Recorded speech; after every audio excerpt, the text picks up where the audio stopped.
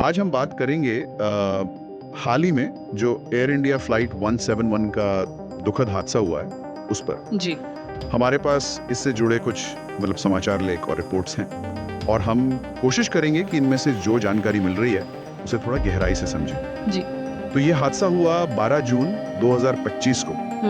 Air India की flight थी 171, एक बोइंग 787-8 ड्रीमलाइनर। हाँ। ये अहमदाबाद से लंदन गैटविक जा रही थी और टेक ऑफ के कुछ ही देर बाद ये दुर्घटनाग्रस्त हो गया विमान। हाँ, और ये हादसा बहुत ही भयानक था। विमान में कुल 242 लोग थे।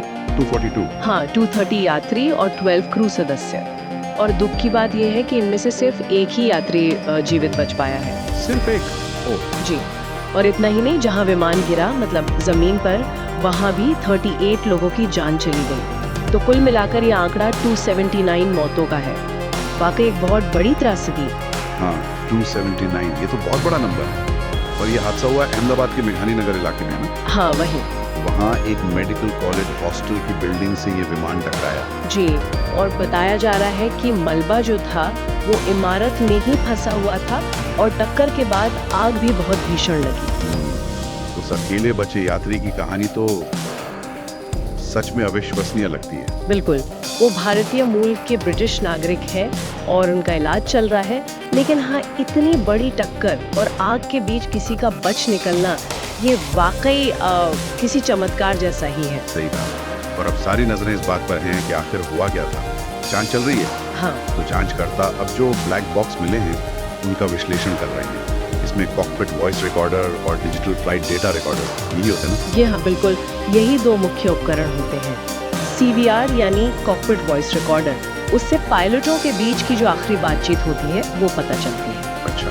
और DFDR यानी डिजिटल फ्लाइट डेटा रिकॉर्डर, वो विमान के सैकड़ों पैरामीटर्स रिकॉर्ड करता है, जैसे कि स्पीड, हाइट, इंजन की क्या स्थिति थी, कंट्रोल्स कैसे काम कर रहे थे वगैरह। तो इनसे काफी कुछ पता चल सकता है। हाँ, इनसे हादसे का पूरा सीक्वेंस समझने में बहुत मदद मिलती है। और शुरुआती रिपोर्ट्स में कुछ मैकेनिकल दिक्कतों की बात भी आ रही है, जैसे विंग फ्लैप और लैंडिंग गियर में कोई खराबी।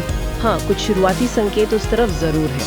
देखिए, टेक ऑफ के वक्त विंग फ्लैप्स बहुत जरूरी होते हैं। हाँ। ये पंखों का हिस्सा होते हैं जो ज्यादा लिफ्ट पैदा करने में मदद करते हैं उड़ान भरने के लिए। और लैंडिंग गियर तो है ही।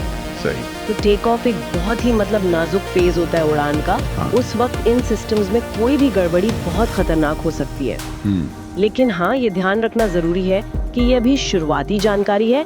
जांच में कई और पहलू भी सामने आ सकते हैं। सही है। और जांच की बात करें तो इसे भारत का जो विमान दुर्घटना जांच ब्यूरो है, AAIB, वो लीड कर रहा है। जी। और इसमें अमेरिका और ब्रिटेन की एजेंसियां भी मदद कर रही हैं और बोइंग भी शामिल है। ये अंतर्राष्ट्रीय सहयोग कितना जरूरी होता है ऐसी जांचों में?